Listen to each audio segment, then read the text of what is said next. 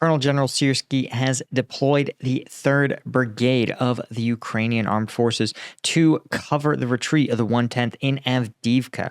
But just what exactly are they doing? Why did they choose one of Ukraine's elite units to do the job? And just how tough is the job in front of them? I'm Paul, U.S. Army combat veteran. Let's talk about it. So this is Avdiivka. And as you guys can see, in the last 48 hours or so, we've seen a number of Russian advances that have posed some serious problems for Ukrainian troops, particularly those fighting in and around the coke plant. That's this area here where Russian forces have repeatedly attempted to seize the initiative, advancing from this critical southeast corner into downtown Avdiivka. You can see that the Russian attack has formed a kind of three-pronged pincer from the southeast, from the south, and from the north. The only remaining paved road out of Avdiivka is right here running into the northwest. This is the only substantial route that can move meaningful supplies of vehicles and personnel. Now, we're going to zoom forward over the last 4 days or so, and you'll see how the situation has digressed. You can see, first off, that Russian forces are advancing along, again, all three of these prongs. Troublingly, they appear to be cutting off Ukrainian forces remaining in this small built-up area here. This is actually a Ukrainian fortification that's been intact since 2014. So this is a very, very heavy strong point. But again, strong points are only as good as your ability to resupply them. And as long as if Russians control this critical highway here, it's going to be hard to maintain this strong point. As you can see in the last update we have as of 11 a.m., you've got, of course, these defenders here really in a critical situation with a narrow corridor. They should be affecting a defense here, but you can see that even crossing at the narrowest point, they are within 300 meters of Russian forces on either side. So what this is going to require, this is sort of the 50-meter target, so to speak. And to withdraw these Ukrainian forces, they're going to have to basically rely on the 3rd Brigade. These guys, by the way, the defending unit is the 110th, and the 3rd Brigade coming in to do some of this covered withdrawal, right? To avoid this becoming a rout. So likely you have some elements of the 3rd here are going to be locking down, likely pry along this line here, possibly establishing some defensive positions at Lostochne and Severna, forming a defensive line so that when this withdrawal is complete, the Russian forces may ensconce Avdiivka, but they're not going to simply be able to chase the Ukrainians for kilometers and kilometers. So I suspect that at least one battalion of the brigade is digging in these two positions, establishing fighting positions, preparing drones, conducting route reconnaissance, etc. Meanwhile, at least one other element is likely going to be covering this withdrawal, probably a company or even battalion-sized element. But basically what they're going to be doing is engaging the Russians here in order to keep this corridor open. And the problem is when you're this close, when you're within small arms fire range of the enemy, in order to move these troops out, they have to engage in active defense, right? The 3rd actually has to launch attacks into these two wood lines here in order to facilitate these troops withdrawing. But remember, they can't simply pack up their things and leave. They have to do it in phases so that they can maintain contact with the enemy until the final withdrawal where the last troops leave, right? Likely setting some sort of timed explosives or something here, or even just booby traps for the Russians, right? These two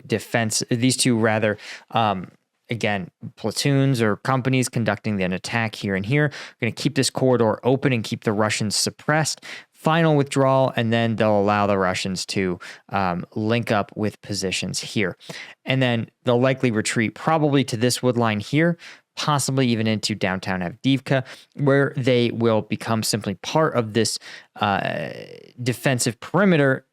And that's going to start a larger scale withdrawal, again, as you're going to see, hopefully, battalions or companies get put in these blocking positions. Now, again, I'm using the word blocking position, but this is from what we've seen. And if you've been on basically the internet at all, you've seen some of the footage of this 3rd Assault Brigade in an MRAP, a 50 cal gunner, absolutely charging at these Russian forces near the coke plant. And I do the breakdown. Actually, it's dropping tomorrow, or rather today for you guys, on combatvetnews.com. This is my premium site. We just got the videos fixed. I know we keep having issues with the video, but if you want to support the channel, this is the best way to do it. Twice a week, I get uncensored combat footage. We do the deep dive, and we're going to be taking a look at some of the 3rd Brigade's actions here. Any one of these tiers will get you access. Of course, the Lieutenant tier going to get you access to an exclusive room on the Discord and the shout out at the end of videos. And the Colonel tier, of course, just for the people that, man, really believe in what I'm doing. Of course, sponsors don't really want to touch war content. But let's talk about who is the 3rd Assault Brigade and why did they get tasked with what right now looks like the most difficult mission of the entire war, or at least certainly along the front lines. These guys are actually the 3rd Separate Assault Brigade. And here's what's sort of a fascinating story is originally these guys were members of the Azov Regiment, but actually Azov in 2020 was in Mariupol where they were besieged. And outside of Mariupol, many veterans of the Azov Regiment actually began to assemble themselves into combat units, a kind of Minutemen operation where they constitute their own units in Kiev, Sumy, and Kharkiv.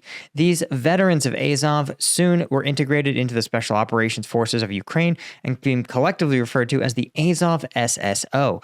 Then they were merged into a single combat operational unit under the Ukrainian ground forces, and that formed the core of what would become the 3rd Separate Assault Brigade. The brigade, of course, being instrumental in the liberation of the Kherson region, as well as fighting in the Battle of Bakhmut. Again, controversially, because where they weren't is on the counteroffensive in the south, in Zaporizhzhia province.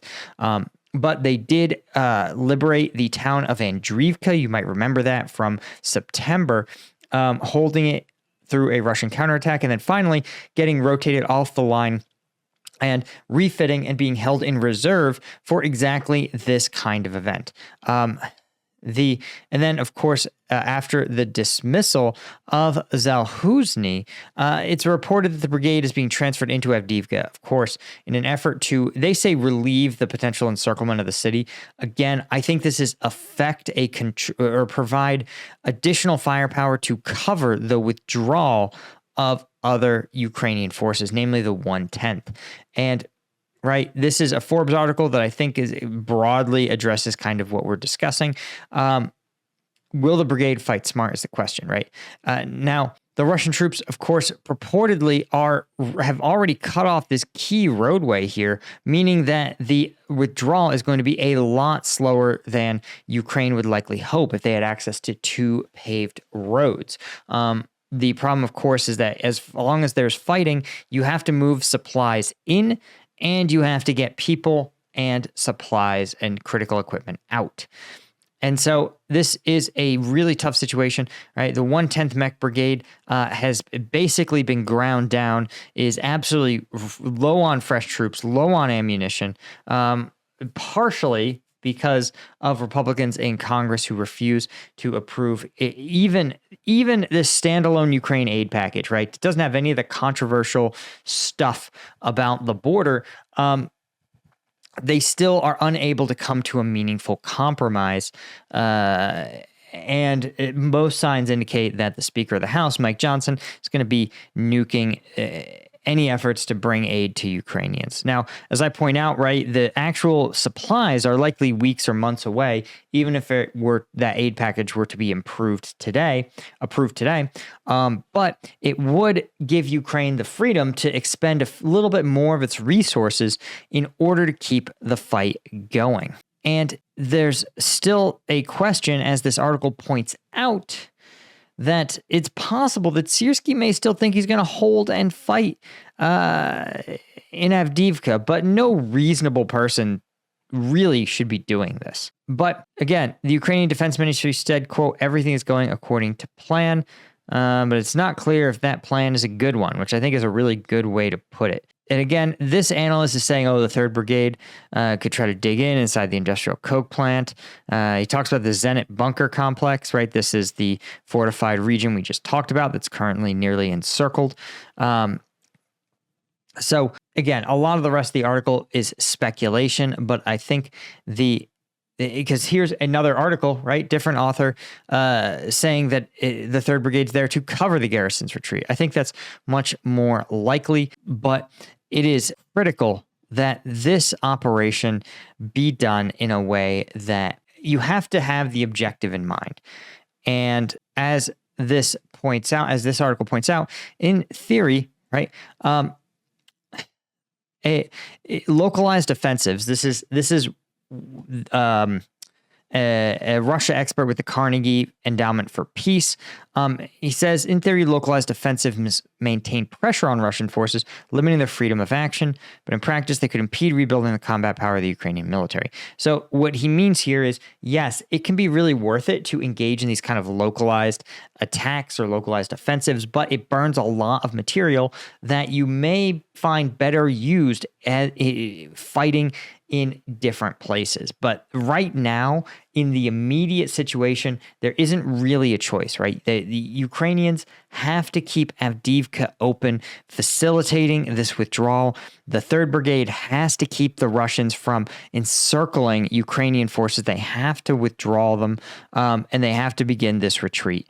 And that is likely what they are deployed to do here, to allow the 1/10th to conduct a retreat, and to also give the other remaining forces here a chance to dig in and establish new defensive lines, right? Remember, we think that, oh, the Russian forces, they've encircled Avdiivka in a brilliant tactical maneuver, but I just want to go back through time, and I say this to observe the fact that Avdiivka for literally months has been in this sort of pressured encirclement type of position. And you can see it's Russian forces, even into December now, are still, you can see, sort of encircled around Avdiivka, but this has been a multi-month battle for a relatively inconsequential town in the east. And at this rate, right, Russia will need centuries to conquer the remainder of Ukraine, right? So I point this out because a lot of times people sit there and go, oh, Russian, they're on the offensive. And it's like, even this is a grindingly slow offensive into Avdiivka. And likely, the Ukrainians need to know that they need to live to fight another day. Anyway, guys, hit like and subscribe on the video. Tell the YouTube algorithm that I make good content. Thank you to our Colonel tier members and our Lieutenant tier members. And I'm going to see you guys over on combatvetnews.com to break down this video. See you in the next one. Cheers.